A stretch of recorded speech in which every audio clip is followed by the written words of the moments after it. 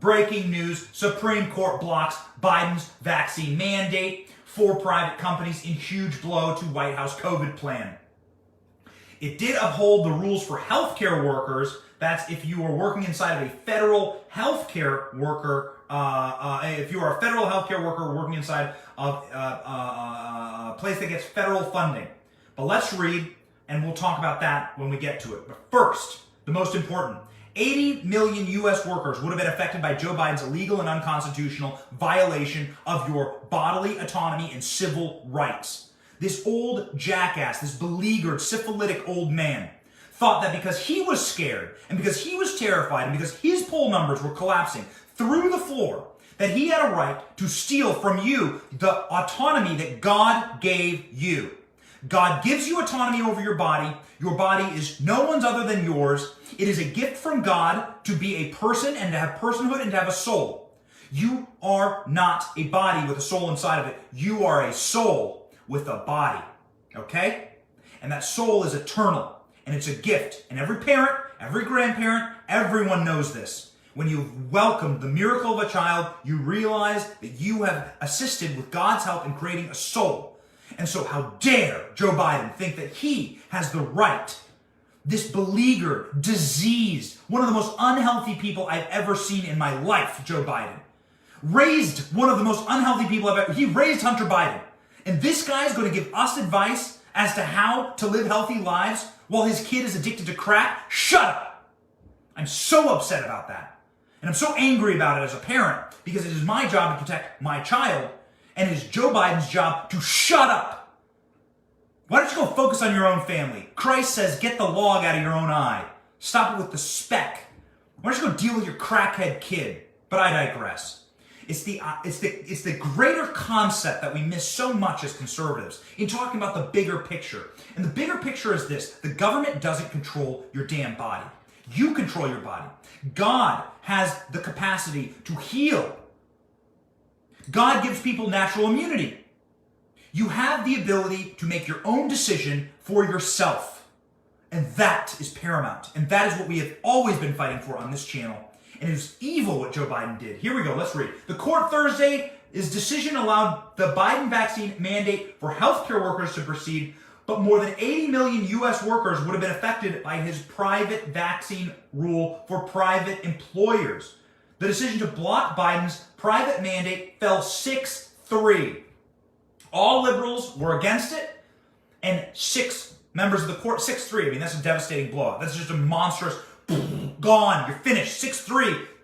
Done. See ya. Sayonara. You're only as good as your last game. You're only as good as your record shows you are. And the record for Joe Biden shows he's a freaking loser. 6-3 is a devastating destruction in the Supreme Court. A repudiation. A historic, monumental, generational repudiation. This will go down in history books as one of the biggest presidential failures of the Supreme Court in American history. This is devastating. It is earth-shattering. 6-3 decision, just with 3 low IQ, low testosterone, low intelligence liberal justices, Breyer, Kagan, and Sotomayor, who, I mean, honestly, like, is just so stupid if you listen to the arguments. Biden's rule for healthcare workers was allowed to stay. 5-4 decision. September, Biden ordered companies with 100 or more employees to impose vaccine mandate, set up weekly COVID testing. Ladies and gentlemen, what is the rule for healthcare workers? Before you get into that, it is about federal funding for healthcare workers. There are plenty of private companies that don't take federal funding, but what this is essentially saying, what that ruling is saying, is that much like the military, like a place that is run and owned by the federal government, that those places have the capacity to make their own rules, okay? So if you're owned and operated by the federal government, and there's a lot of healthcare facilities that take the vast majority of their funding comes from the feds, that's what that ruling is. I don't agree with it. I dislike it. But there are things that there are things that were just egregious to our experience here as Americans, and that was in the paramount was the private mandate for private employers. This was so egregious. This was such a disgusting overreach by the federal government, and it is dead, right alongside with Joe Biden's administration. What does Fox News have to say as this breaks? All right. Well, we thank the senator for joining us. And now we want to bring in Jonathan Turley on the breaking news that we just got out of the Supreme Court. Jonathan, if you're with us, Professor, can you weigh in on what we've just gotten from the court halting the COVID-19 vaccine rule for U.S. businesses for now? What does all this mean?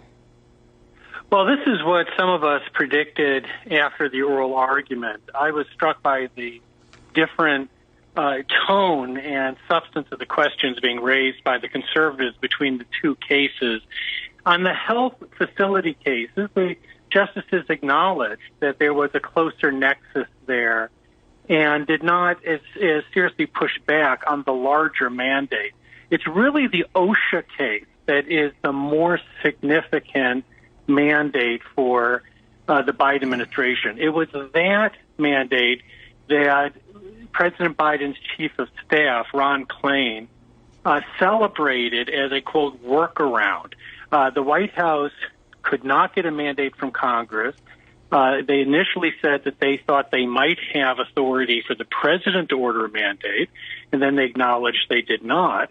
And then Klain retweeted that we found a workaround. We'll have OSHA do it. And this could affect up to 100 million workers. Well, a flag was just thrown on the play. I mean, the Supreme Court justices continually asked for the authority that it was being used here, and they referenced Ron Klain's statement. And as I've said before, the justices are not into workaround, because it's a workaround constitutional authority. They want authority. And they kept on coming back and saying, where did you find this authority? Why isn't this a question for Congress to have ordered, not for some agency to do a workaround? Yeah, not surprisingly, Jonathan, Justice Breyer, Sotomayor, and Kagan, who all dissented, did not agree with your learned assessment of things, writing in their defense, in their dissent, rather. Today, we are not wise. In the face of a still raging pandemic, this court tells the agency charged with protecting worker safety that it may not do so in all the workplaces needed. They clearly thought it was within the purview of the Supreme Court and the courts to rule on this. Well, they certainly made no secret of that during the oral argument. What I think they're going to get some pushback on is that all three justices made statements about the pandemic that were heavily criticized in terms of their factual understanding of where we are in terms of cases and the virus. And, of course, Justice Sotomayor was the one who was most criticized for giving a number that was 20 to 30 times higher in terms of this impact on children. And so I think that really did undermine them a bit. But I also have to say, in fairness to them, these are three justices that have always been highly deferential to agencies. They're big supporters of a thing called the Chevron doctrine. And so this is consistent. This is not activism. This goes to the heart of their view of jurisprudence. They believe strongly that you should defer to federal agencies. Jonathan, if you could just hang with us for just a moment. John? Yeah, we want to get the reaction from the White House because clearly this was a major blow to President Biden, who stood fully behind the vaccine mandate. His press secretary saying that the administration, the federal government, definitely had the authority to order private businesses to comply with this rule. Peter, what's being said there at the White House this afternoon? We expect in about 15 minutes to get official reaction from Jen Psaki. You know, the White House and senior officials say, or they use as an excuse not to talk about stuff like this. Well, we don't want to talk about a Supreme Court decision before it has been made. Well, it's been made, so we expect that they cannot use that as an out to not talk about it here in about 15 or 20 minutes. But remember, this is a White House where even as courts along the way were blocking the mandate on their way to this point, the White House was telling businesses just to enforce it anyway. And when challenged, officials around here say, well, it doesn't really matter that much about the OSHA rule ultimately because a lot of businesses are doing this anyway. And so it'll be interesting to hear the way that the White House talks about what is next, especially because Joe Biden this morning, while he was giving an update on the COVID-19 response, was saying that he thinks the most important thing that the administration can do right now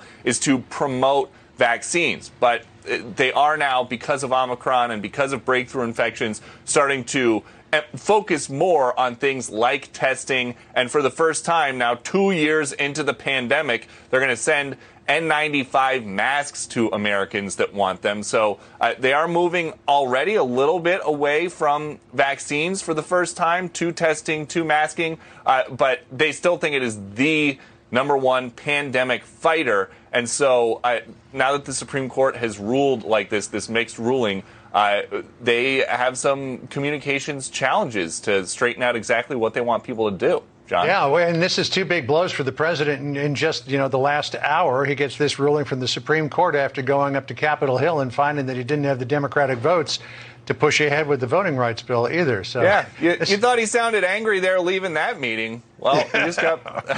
All right, well, maybe we'll hear from the White House in just a little bit. We'll see.